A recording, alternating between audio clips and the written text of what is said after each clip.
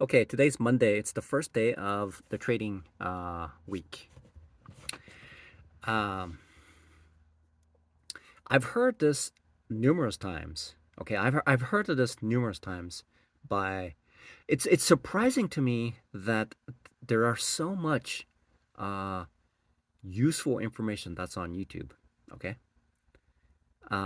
in the beginning when I didn't know anything, of course I don't know what they're talking about, but there's a lot of useful information out on YouTube. One in particular, I've heard of this numerous times, and they talked about how once they figured out that they scale in to a winning trade, that made a that made a paradigm shift in their trading versus scaling in to a losing trade. Okay, so for the past week or so, what I have been doing is utilizing that for forward testing purposes. And so in the past, what I would do is, oh, it's going down, and I know that it's going to go back up, but the uncertainty of that statement is that I don't know where it's going to reverse. Okay, that's how it works, and it's especially enormously dangerous doing that to gold and EU. If I do that to the EU, it could be very expensive if I have a large size. Gold, the smallest size, has a huge impact on a 10K account. The the the futures for the Nasdaq has a huge impact on a single micro lot. And uh, so what happens is that if my thinking is that, okay, I'm just gonna go in early, okay, and I'm gonna start entering it. Then what happens? It's essentially very similar to it's called martingale, right? A lot of the platforms don't allow this, okay, but certain platforms do allow it because they know that there's some techniques involved in doing that. There's some reasoning behind it, but it's very dangerous. And so a trader has to be very careful about using that martingaling kind of a situation, because it is possible, let's say the price moves up and then it drops a little bit, but it's still above that thesis, the support for that thesis, then I can add to it. So there's that reasoning behind it, but that's dangerous. It can be very, very dangerous because once it falls through that support, who knows what support is going to be supported by, right? So recently, for about a week now, and today, and based on what they're talking about is, have you tried like scaling in to a winner, right? What a concept, right? What a concept. Because every time I did that in the past, I thought to myself, okay, as soon as I scale in, what it's going to do is going to go up and then just grab it and slam right down, right? And so that means that I got to figure out how to. That's because I wasn't aware of where the support and resistance is. And so as long as I am aware where that support and resistance is, and when I'm winning, I can get in here and expect to make more here until it hits that resistance. Of course, there's possibilities that it's going to drop and reverse, but the chances are less uh, if the defined area of support and resistance is such. And then when I enter into an area where I can scale in, start to scale in, then it just makes sense because there's a probability that when I got in here, there's a probability that it's going to keep continuing. Okay. But if I look at it from a different perspective, this is something that took me 5 years to get to. That's why I was losing. Okay. So I was losing for the fact that I was like scaling into a loser. Of course, and I kept doing it even though I was losing it. I was doing this for years and years and years. It doesn't make any sense, does it?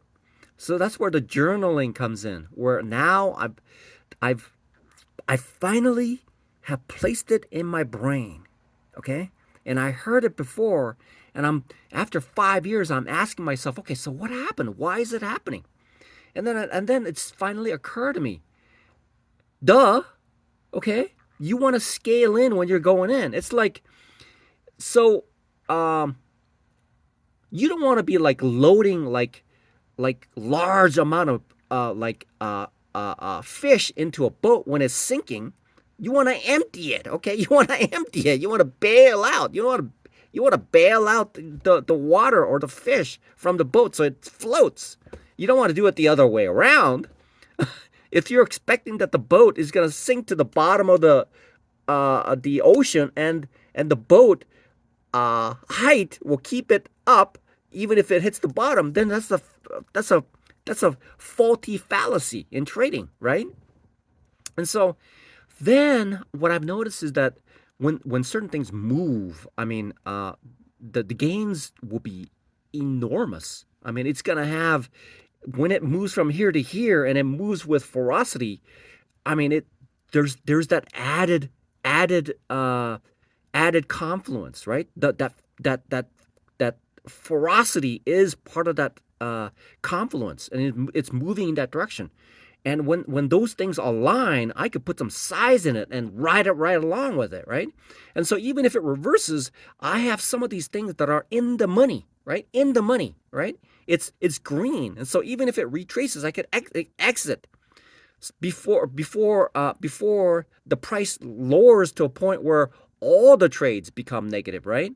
And so as long as I'm trading at a point where I'm adding, scaling in to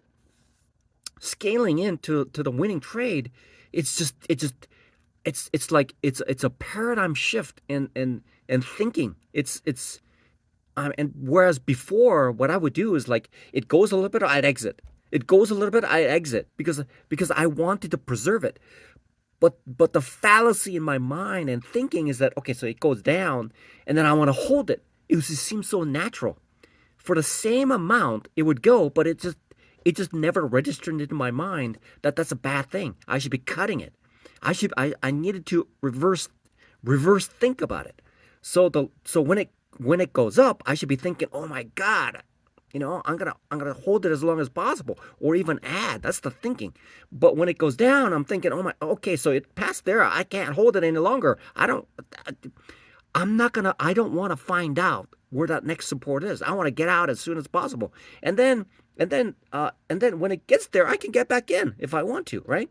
So this logical common sense just escaped me. I had no idea, right?